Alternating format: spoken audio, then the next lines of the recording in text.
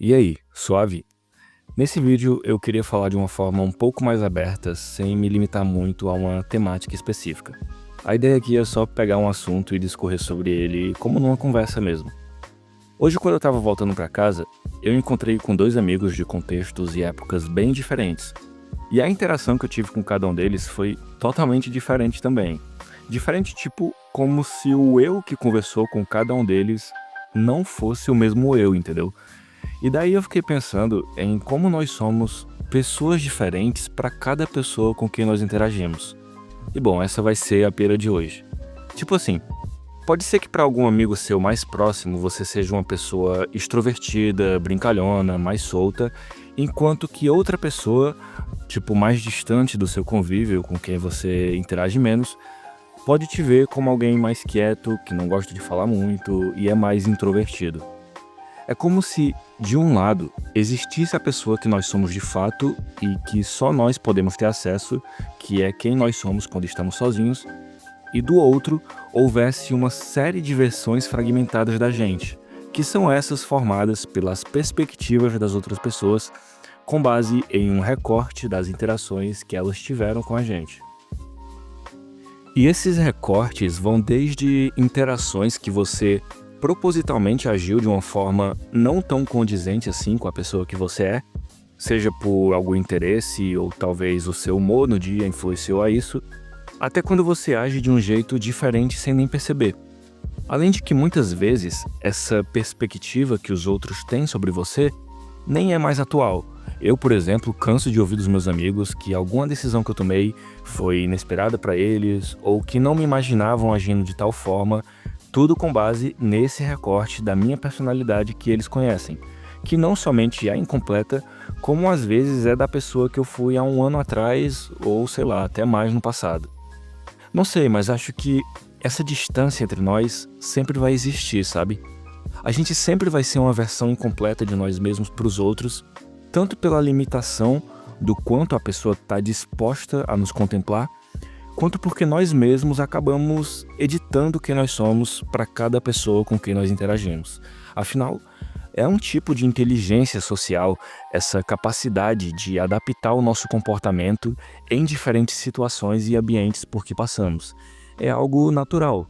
Ou também, às vezes, a própria pessoa já tem essa visão distorcida de você por algum preconceito. Sei lá, talvez ela ouviu falar bem ou mal de você antes mesmo de te conhecer, e aí aquilo já enviesa a opinião dela.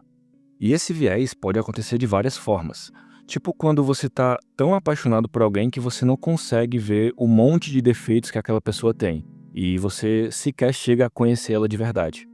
O abismo de variáveis que nos distancia de conhecer o outro verdadeiramente, e o outro também conhecer a gente, provavelmente não tem fim.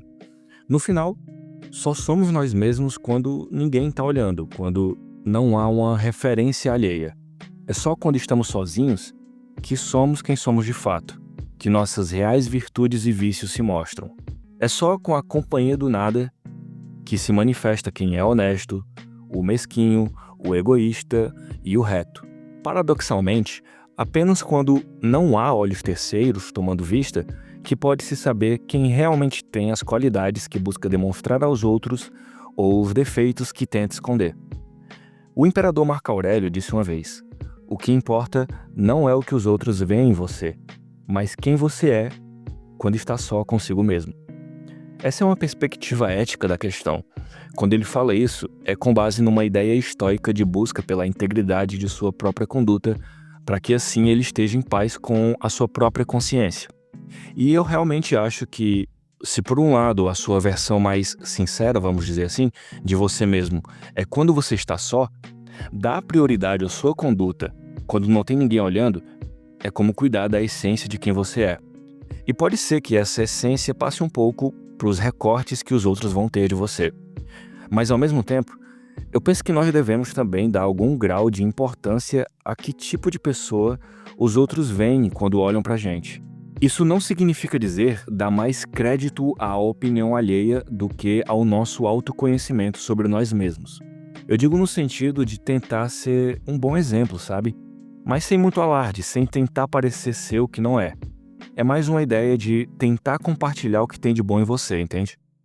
No entanto, por outro lado, eu acredito que também não seria muito positivo que as pessoas soubessem tanto assim a respeito de você. O Kafka fala: tive vergonha de mim mesmo quando percebi que a vida é um baile de máscaras e eu participei com o rosto verdadeiro. Acontece que a transparência pode te deixar vulnerável, e num mundo que tende a se aproveitar de quem mostra fraquezas, isso pode ser fatal e não vai importar muito se você tinha boa intenção ou não. Até porque o jogo da aparência é um dos mais vantajosos para quem conhece as regras e um dos mais danosos para quem o ignora. Maquiavel disse, abre aspas, mais importante do que ser é parecer ser. Não é necessário ter de fato todas as qualidades, mas é indispensável parecer tê-las. Aliás, ousarei dizer que, se as tiver e utilizar sempre, serão danosas, enquanto se parecer tê-las, serão úteis.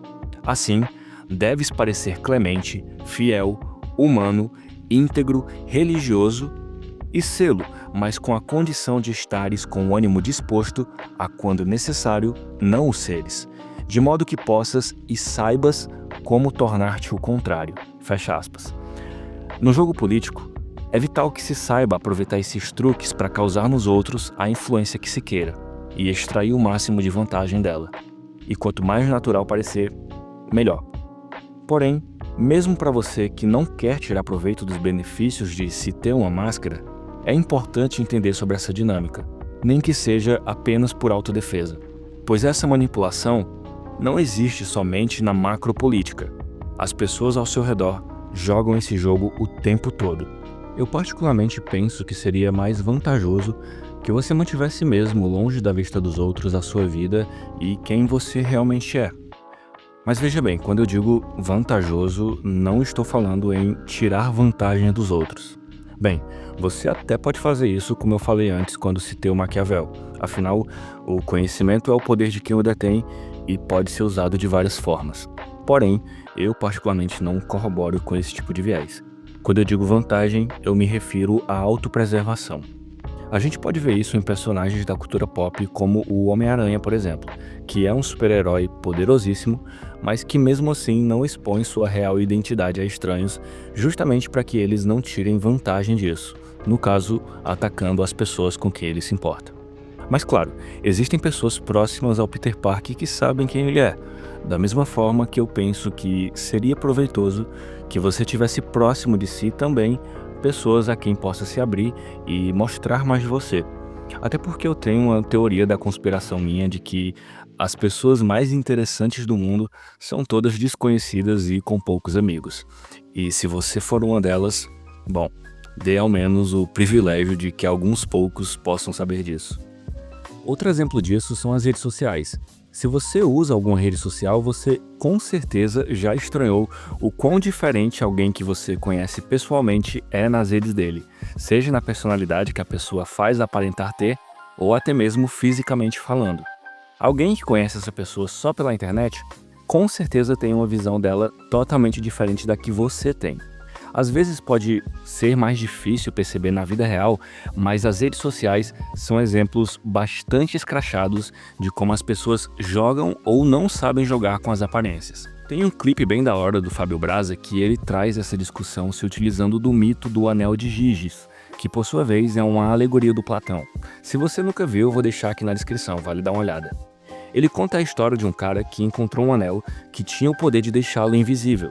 E com esse poder, ele precisa decidir se vai usá-lo para o seu próprio benefício, se para ajudar os outros, ou se esse poder não muda nada em quem ele é. E aí, ele faz essa releitura da alegoria traçando esse paralelo entre o anel, que por deixar a pessoa fora da vista dos outros, permite ela fazer o que quiser e ser quem quiser sem consequências, e as redes sociais, que é onde o usuário pode editar a visão que ele quer passar para as pessoas de quem ele é, o que também é uma forma de se esconder. Da mesma forma que o Anel de Giges potencializa que alguém de má índole crie coragem para agir de um modo que sem esse poder não agiria, muita gente também se esconde nos comentários das demais redes digitais para dizer coisas e compartilhar pensamentos que pessoalmente não teria culhões para fazer isso, se é que dá para falar assim. Claro, também tem toda a coisa do teatro da vida perfeita das pessoas na internet, com rotinas de 10 dias dentro de um só, onde todo mundo é atleta, investidor, bilíngue, tem um abdômen trincado e posta citação de algum autor que nunca leu no Stories. A questão é que tudo isso é ilusório, e boa parte das pessoas sustenta uma imagem irreal. O problema é que se você está exposto a essa ilusão, os parâmetros do que você acha que deveria ser sua vida são baseados numa mentira. É como se você estivesse preso em outra alegoria de Platão, a caverna. Por isso é importante entender que muitas vezes o que o mundo mostra pra gente não é o mundo de verdade. Se você olha o gramado do vizinho e ele é mais verde, certifique-se de que o seu vizinho não está pintando o gramado. Eu lembrei agora de um episódio, eu vou fugir um pouco do roteiro aqui, mas tem a ver com o assunto, que quando eu estava assistindo o Mr. Olympia uns 2, 3 anos atrás, o Chris Bumstead tinha ganhado, acho que pela terceira vez seguida a competição. Tipo assim, o cara era o auge do esporte dele. Pra muitos, invencível, e ele exalava confiança, sabe? Mas no seu discurso de vitória, ele desabafou sobre como tinha chorado alguns dias antes da competição devido à pressão que ele estava sentindo e que ele pensou até em desistir. Ele não estava totalmente confiante em si mesmo. Isso me pegou porque esse não é o tipo de coisa que você imaginaria ouvir de um 3 vezes campeão de qualquer coisa. Claro, eu acho que superar essas crises é, na verdade, também uma demonstração de força e, com certeza, várias pessoas grandes em suas áreas também se sabotam e perdem a confiança às vezes. Porém, falar abertamente sobre isso não é algo tão comum, então eu acho esse um exemplo bastante interessante. Um cara, no auge de sua glória, falando sobre a vulnerabilidade dele por trás dos palcos, principalmente em um esporte que julga justamente a aparência. Mas enfim, é isso. A gente nunca sabe o que o outro esconde atrás da imagem que tenta passar. Isso mostra que até as pessoas que parecem inabaláveis escondem inseguranças que ninguém vê, e reforça essa ideia de que por trás da imagem existe sempre um universo particular, que quase nunca é visível. Eu tenho o meu próprio universo e você tem o seu, e cada um está respectivamente isolado nele. E é só nele que você pode ser você de verdade, sem o recorte ditado da visão alheia. Infelizmente, tem gente que foge de quem realmente é. E as formas de se fazer isso são várias, desde se manter sempre rodeado de pessoas a ficar horas usando alguma tela para poder se distrair e ocupar a própria atenção. No fim, tudo leva ao mesmo lugar. Você se evita, não olha para dentro. E eu queria deixar essa reflexão para encerrar a conversa. Se você é a única pessoa que pode ver a si mesma de fato, o que acontece quando nem você olha para si?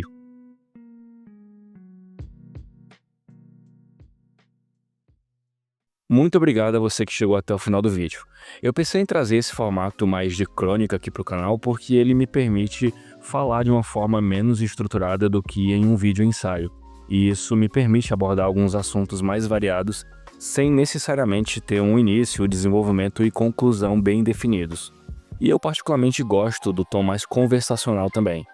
Bom, é isso. Espero que você tenha gostado do vídeo, se inscreva, deixa o like para apoiar e até a próxima. Valeu e tchau.